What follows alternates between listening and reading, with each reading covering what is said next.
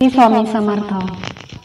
महाभारतात दुर्योधनाने अशी कोणती चूक केली की ज्यामुळे दुर्योधनाला पराभव स्वीकारावा लागला?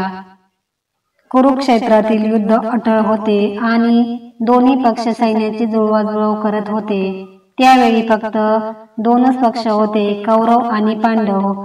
ते शक्य तितका पाठिंबा मिळवण्याचा प्रयत्न करत होते, कारण युद्ध लवकरच सुरू होणार होते आणि प्रत्येक सैनिक महत्त्वाचा होता। त्यांना अधिकाधिक सैन्य जमा करायचे होते, कारण प्रश्न अखेर जीवन मरणाचा होता। ते काही कोणती निवडणूक नव्हती, ते अनेक राज्यांमध्ये पाठिंबा मिळवण्यासाठी फिरत होते आणि त्या दोघांनी त्यांच्यासोबत शक्तिशाली सैन्य जमा केले होते। भगवान कृष्ण हा कोणी राजा नव्हते, परंतु त्यांच्याकडे 10,000पेक्षा अधिक प्रशिक्षित सैनिकांची सेना होती, ज्यामध्ये अनेक मोठमोठे योद्धे होते आणि मौल्यवान संपत्तीही त्यांच्याकडे होती। एक दिवस कृष्ण दुपारी झोपेचे नाटक करत होते, तेव्हा दुर्योधन तिथे आला। दुर्योधन हा सर्वात मोठा कौरवांचा भाऊ होता। त्याने खोलीत डोकावून पाहिले आणि त्याला कृष्ण झोपलेले दिसले। वाट पाहण्याचे ठरवून तो तिथे कृष्णाच्या पायाखाली बसतो। झोपलेल्या कृष्णाच्या चेहऱ्यावर सौम्य हास्य असते। त्याचे पाय दुर्योधनाच्या दिशेला असतात। दुर्योधन त्याकडे पाहतो आणि त्याला ते आवडत नाही। हा राजा देखील नाही, हा एक गुराखी आहे। मी एक महान सम्राट आहे, मी याच्या पायांशी का बसलो आहे? म्हणून तो सावकाशपणे उठून उभा राहतो आणि त्यांच्या डोक्याजवळ येऊन बसतो।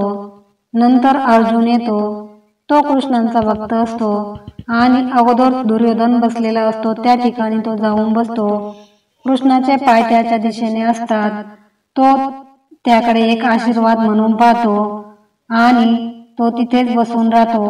थोड्या वेळाने भगवान कृष्ण डोळे उघडतात आणि जागे झाल्याचे नाटक करतात आणि ते म्हणतात, एक अडचण आहे।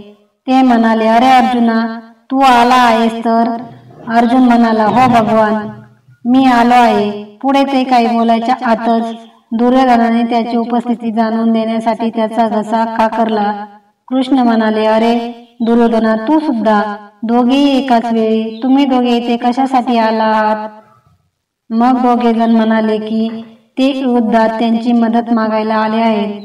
कृष्ण म्हणाले, तुम्ही दोघे आला आहात आणि तुम्ही दोघेही एकच गोष्ट मागत आहात। त्यामुळे माझे म्हणणे असे आहे, तुमच्या दोघांपैकी एक जण माझे सैन्य घेऊन जाऊ शकतो आणि दुसऱ्याकडे मी जाईन, पण मी युद्ध करणार नाही। मी फक्त तुमच्या सोबत येईन। माझे लक्ष अगोदर अर्जुनाकडे गेल्यामुळे त्याला निवडीची संधी प्रथम मिळेल।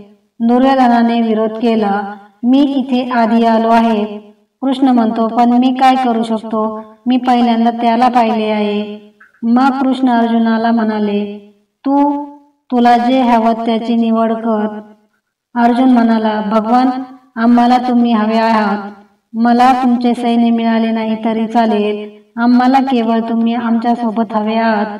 भगवान कृष्णाने त्याला सूचना दिली, मी तुझ्यासाठी युद्ध करणार नाही, मी फक्त तुझ्या सोबत येणार आहे। तो म्हणाला, तुम्हाला काहीही करावे लागणार नाही, आम्हाला फक्त तुम्ही आमच्या बाजूने हवे आहात। मग दुर्योधनाने सुटकेचा निश्वास टाकला। तो अतिशय आनंदी झाला।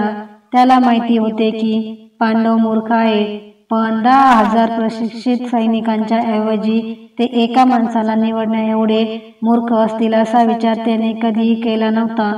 आणि हा एक माणूस युद्ध देखील करणार नाही, फक्त तुमच्या सोबत येणार आहे, तुमचे सारथ्य करणार आहे। 10,000 प्रशिक्षित सैनिकांच्या ऐवजी एक माणूस जो युद्ध सुद्धा करणार नाही, किती मूर्खासारखी निवड आहे। पण त्या निवडीमुळेच युद्धाच्या निकालावर मोठा फरक पडला आणि पांडवांचा विजय झाला। ज्या बाजूने कृष्ण होते त्या बाजूने सत्य होते, त्यामुळे पांडवांचा विजय झाला आणि कौरव युद्धात मृत्युमुखी पडले। श्री स्वामी समर्थ।